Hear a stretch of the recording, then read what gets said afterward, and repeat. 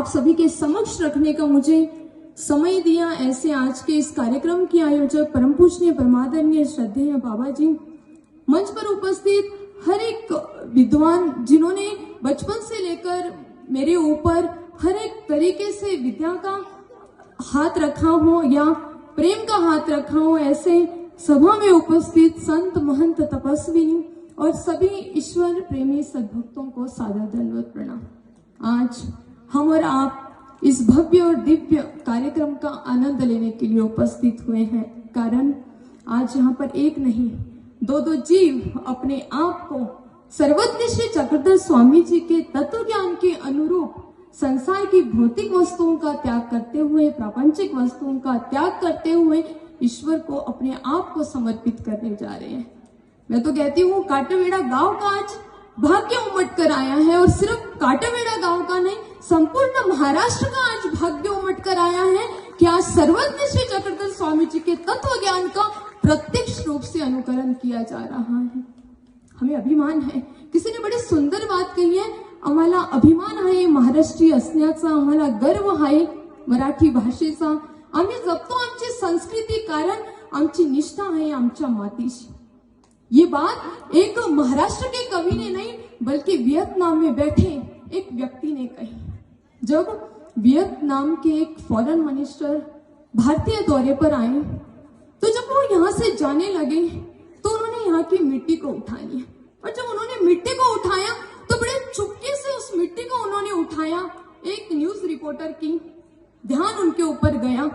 अब news reporter क्या करते हैं कि आपके हर एक एक्शन को, आपके हर एक डायरेक्शन को वो कंट्रोल करते हैं, हर एक दिशा से वो आपके ऊपर निगरानी रखते हैं।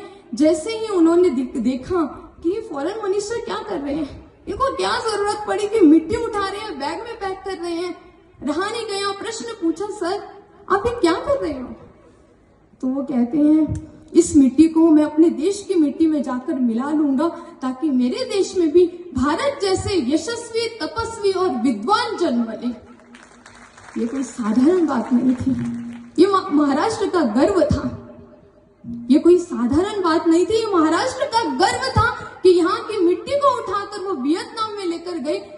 उससे पूछा गया, सर आपने ये प्रेरणा किससे ली?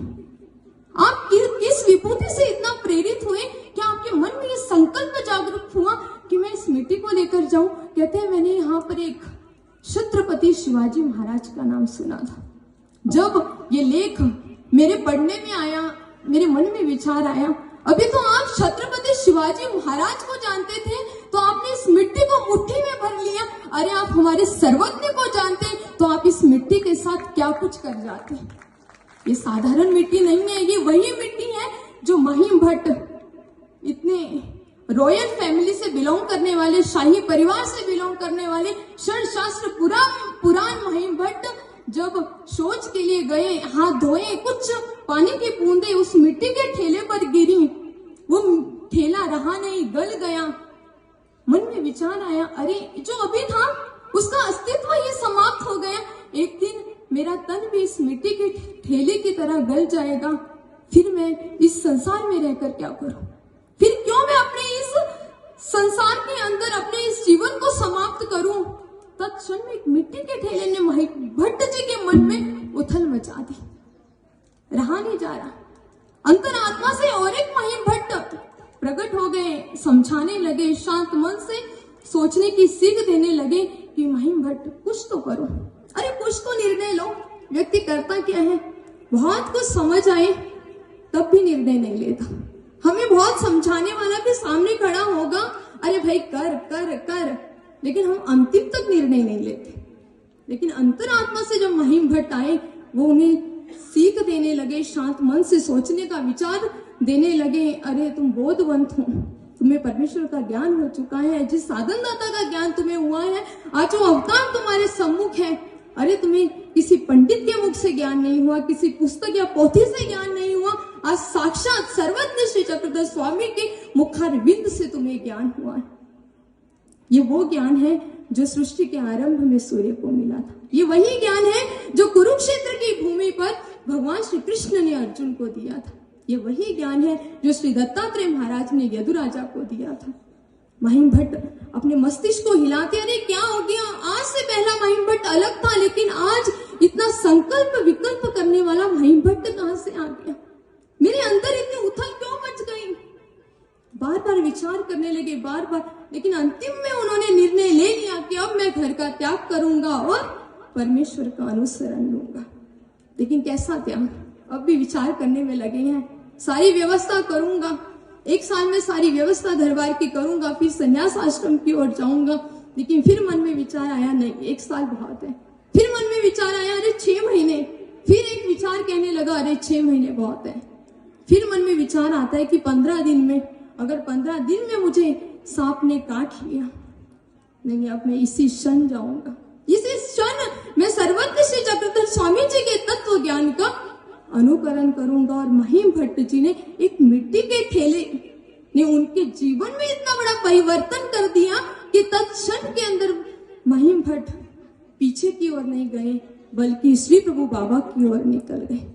इतनी पवित्रता इस महाराष्ट्र मिट्टी के अंदर है।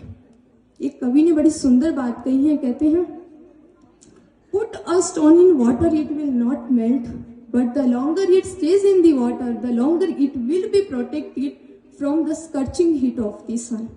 एक पत्थर को पानी में रखो तो वो गलेगा नहीं, लेकिन जितनी देर तक पानी में रहेगा उतनी देर तक सूर्य की तेज गर्मी से बचा रहेगा। महाराष्ट्र की मिट्टी भी ऐसी है। इस मिट्टी पर कदम रखते ही आपके मन के विचार बदलने लगते हैं। इस मिट्टी पर बैठते ही आपका मन, आपका चित्त शांत होने लगता है। ये कोई साधारण मिट्टी नहीं है। और आज इसी ग्राम के अंदर, काटामेड़ा गांव के अंदर, यही भाग्य का क्षण आया है कि आज 2 जीव ईश्वर मार्ग का अनुकरण कर रहे हैं, ईश्वर मार्ग का अनुसरण कर रहे हैं। अत्यधिक समय न लेते हुए परमपिता परमेश्वर से प्रार्थना करती हूँ कि परमेश्वर इनका अनुसरण सिद्धि की ओर लेकर जाएं।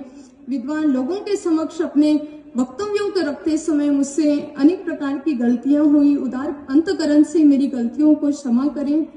और आज के इस कार्यक्रम की संन्यास दीक्षा की जय श्री कृष्ण मंदिर शाहबाद मारकंडा की ओर से हार्दिक हार्दिक बधाई। जय श्री कृष्ण, दंडवत प्रणाम। धन्यवाद। महदंबा महाराष्ट्रात नाही राहिली।